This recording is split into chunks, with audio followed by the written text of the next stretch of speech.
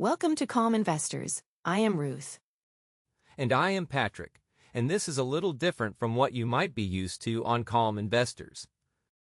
It is so we have been talking a lot about investing concepts. Buffett, Munger, compound interest, all of that good stuff. But we realized something. Yeah, we were kind of jumping into the deep end without checking if people knew how to swim. Huh. That is a good way to put it. So this is season 0. Think of it as the foundation, the stuff you need to understand before you invest a single dollar. And honestly, I need this too. Like, I know bits and pieces, but nobody ever sat me down and walked me through the basics in order. That is exactly why we are doing this 5 episodes. We start with your mindset, then debt, emergency funds, paying yourself first, and then you are ready to actually invest. So today is episode 1, the money mindset, and the big question is, what is the difference between being rich and being wealthy? Which sounds like the same thing, right? I mean, yeah. If you had asked me a year ago, I would have said rich and wealthy are just 2 words for the same thing. You have a lot of money. And that is what most people think, but they are not the same. They are not even close. And understanding the difference might be the single most important money lesson you ever learn. Okay, so break it down for me. What does rich actually mean? Rich is about income. It is about how much money flows in. If you make $300,000 a year, you are rich by most definitions. You have a high income. You can buy nice things. You can live in a nice neighborhood. People look at you and think, that person is doing well. Right, and that is what we see. The car, the house, the clothes. Exactly. Rich is visible. Rich is what you can see, but here is the thing nobody tells you. Rich tells you nothing about wealth. Nothing. You can make $1 million a year and have 0 wealth. And I mean literally 0. Because wealth is not what you earn. Wealth is what you keep. Wait, so someone making $1 million a year could have no wealth? Absolutely. If you earn $1 million and spend $1 million, your wealth is 0. You are rich. You are not wealthy. And this is the distinction that Housel makes so beautifully in The Psychology of Money. He says, rich is current income. Wealth is the money you have not spent. Wealth is restraint. Wealth is the car you did not buy, the upgrade you skipped, the dinner you cooked at home instead of eating out. Wealth is the car you did not buy. That is such a good line. It is, and it is counterintuitive, right? Because we are trained to think that wealth is about having more, but real wealth is about needing less. It is about the gap between what you earn and what you spend. That gap is your wealth. Okay, so this is making me think of someone I actually know. Can I tell you a story? Please. So I had this coworker a few years back. Let us call him Dave. Dave drove a brand new BMW, leased, obviously, but it looked incredible. He wore designer clothes. He was always posting photos from fancy restaurants, weekend trips, bottle service at clubs, and I remember thinking, man, Dave is killing it. Like, he has figured it out. I think we all know a Dave. Huh? Right? So one day, we are at lunch, and somehow the topic of money comes up, and Dave gets kind of quiet, and eventually he admits that he has almost nothing in savings, like, less than $2,000. He is carrying $15,000 in credit card debt. The BMW payment is eating him alive, and he is basically living paycheck to paycheck on a 6-figure salary. And that is the perfect example. Dave was rich. He had a high income, but he had no wealth. Every dollar that came in went right back out. He was on a treadmill. And the crazy part is, I was jealous of him. I was looking at his life thinking he had something I did not. But he actually had less than me. I had a boring used car and a little bit in savings, and I was technically in a better financial position than the guy with the BMW. And that is the trap. That is exactly the trap. You are comparing your financial reality to his financial performance. He was performing wealth. You were actually building it. Performing wealth. Oh my God, That is exactly what it was. And this brings us to the big question. Why do we confuse the two? Why do we look at someone spending money and assume they have money? I mean, social media has to be a huge part of it, right? It is enormous. Think about what social media shows you. It shows you spending. It shows you consumption. Someone posts a photo of their new car, their vacation, their designer bag, their fancy meal, and your brain registers that as wealth. But what you are actually seeing is spending. You are seeing money leaving their account. Right. Nobody posts a screenshot of their index fund balance. Nobody. And this is what I call visibility bias. We can only judge what we can see. And spending is visible. Wealth is invisible. You can see a Rolex on someone's wrist. You cannot see the $200,000 sitting quietly in their neighbor's brokerage account. So we are literally wired to notice the wrong thing. Exactly, and it gets worse. Because when you see everyone around you spending, you feel pressure to spend too. It is social comparison, your brain says. They have nice things and I do not, so I must be falling behind. And so you spend more to keep up, even if keeping up means going into debt. Keeping up with the Joneses. Except now it is keeping up with everyone on Instagram. And the Joneses are broke. That is the punchline nobody mentions. The people you are trying to keep up with are often in the same trap. They are spending everything they earn, carrying debt, and performing a lifestyle they cannot actually afford. That is actually kind of sad when you think about it. It is, and it is also completely fixable. Once you see it, you cannot unsee it. And that is what we are doing right now. We are giving you the lens. Okay, so let us talk about this invisible wealth idea, because I think this is the part that really clicked for me when I first heard you explain it. So here is the thing about wealth. Real wealth, it is boring. It is invisible. It does not announce itself. The wealthiest people you know probably do not look wealthy. They drive normal cars. They wear normal clothes. They live in nice but not extravagant homes. And they have a quiet, growing pile of assets that nobody ever sees. It is like the opposite of what movies tell you wealth looks like. Completely opposite. And here is why this matters for you right now, wherever you are in your financial journey. Every single dollar you spend is a dollar that stops working for you, and I want you to really think about that for a second. What do you mean by stops working? Okay. So when you have a dollar invested, that dollar earns a return, and that return earns a return, and that return earns a return. That is compound interest. It is the most powerful force in wealth building. Einstein supposedly called it the eighth wonder of the world. Right, money making money making money. Exactly. But the moment you spend that dollar, the compounding stops. That dollar is gone, and not just that dollar. All the future dollars it would have created are gone too. So when you spend $50 on something you do not really need, you are not just losing $50. You are losing what that $50 would have become in 10, 20, 30 years. Okay, so how much are we actually talking about? Like, give me a real number. Let us say you are 30 years old, and you spend $50 on something unnecessary. If you had invested that $50 instead, at an average return of 10% per year, by the time you are 65, that $50 would be worth about $1,400. Wait, $50 becomes $1,400. Over 35 years, yes. That is the power of compounding, and that is just $50. Now multiply that by every unnecessary purchase you make in a year, every impulse buy, every subscription you forgot to cancel, every upgrade you did not really need. It adds up to hundreds of thousands of dollars over a lifetime.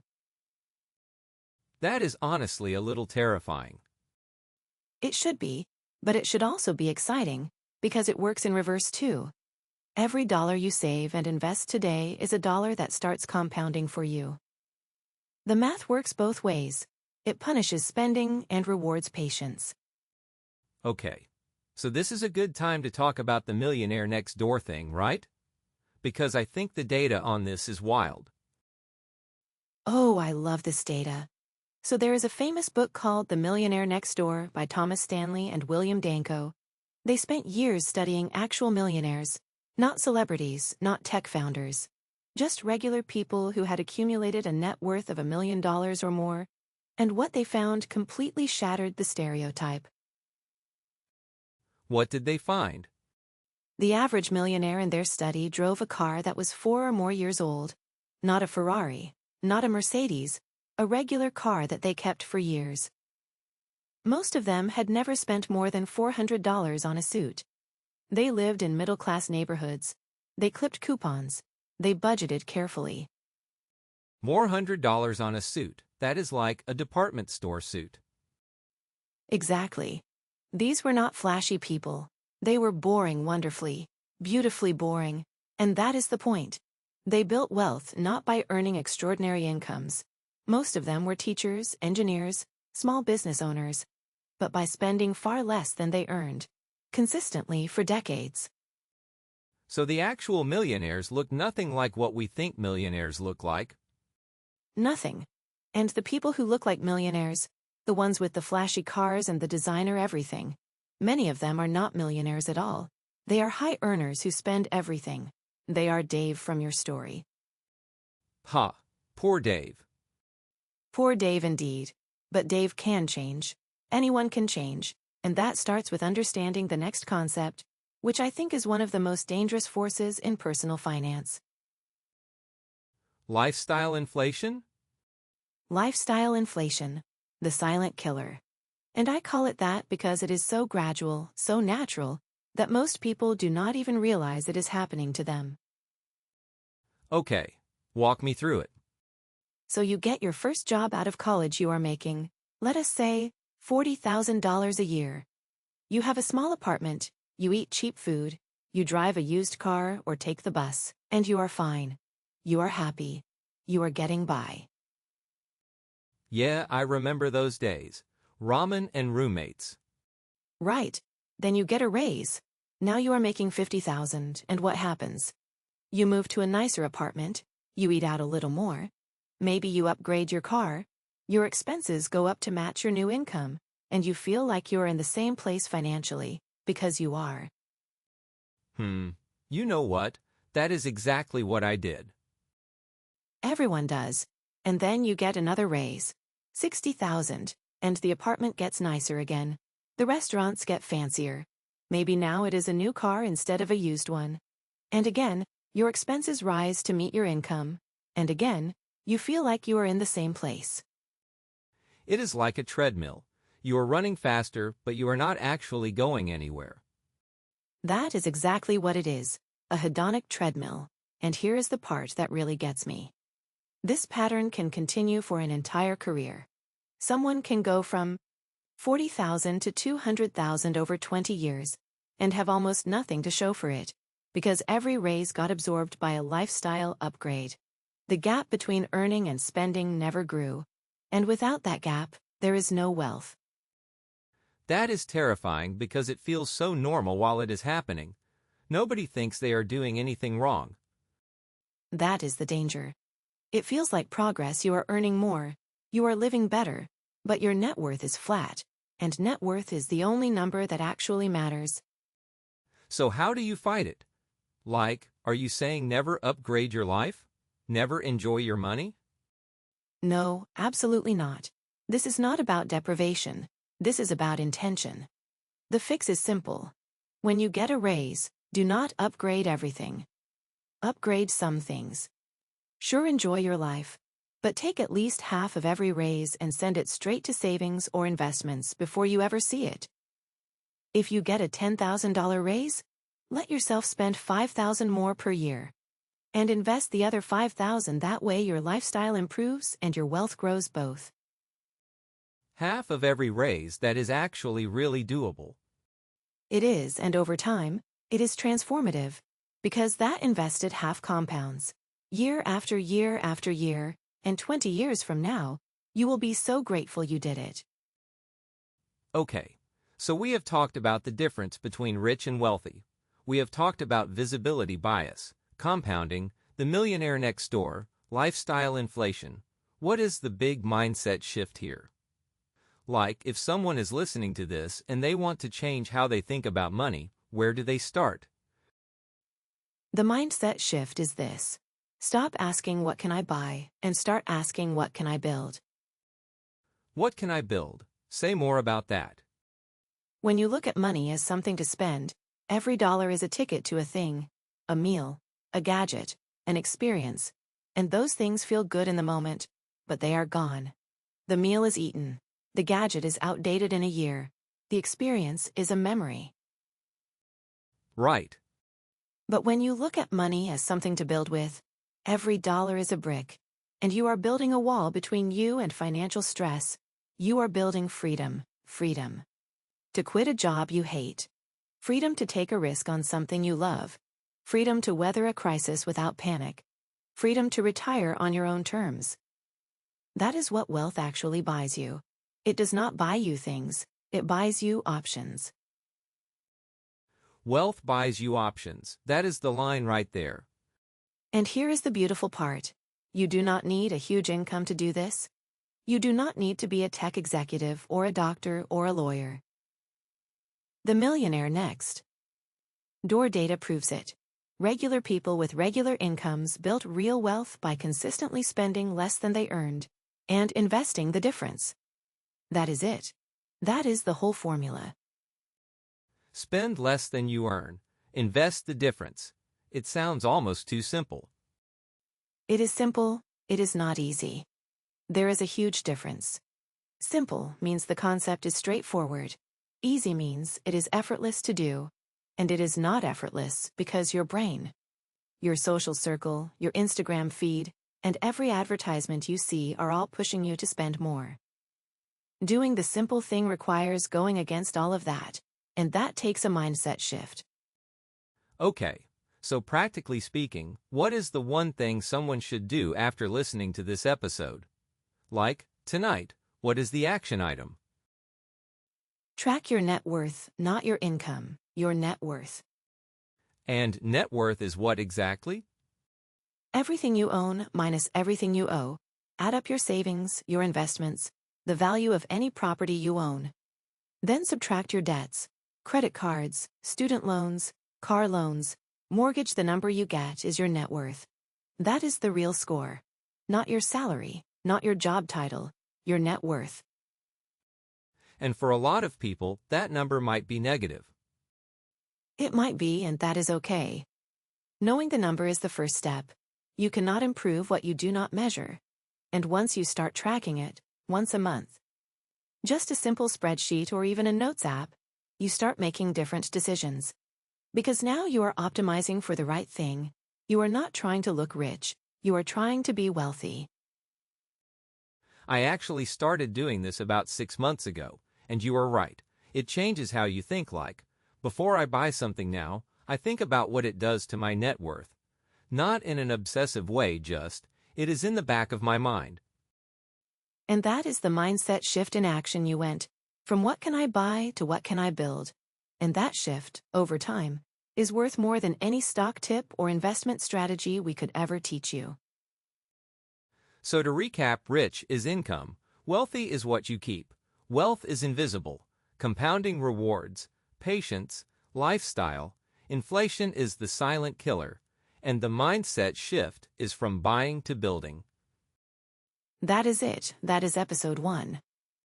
And what is coming next? Before we go, let us do a quick recap of the key takeaways from today. Yeah, let us lock these in. Number 1. Rich is about income. Wealthy is about what you keep. They are not the same thing. Number 2. Wealth is invisible. The people who look rich often are not. The people who are wealthy often do not look it.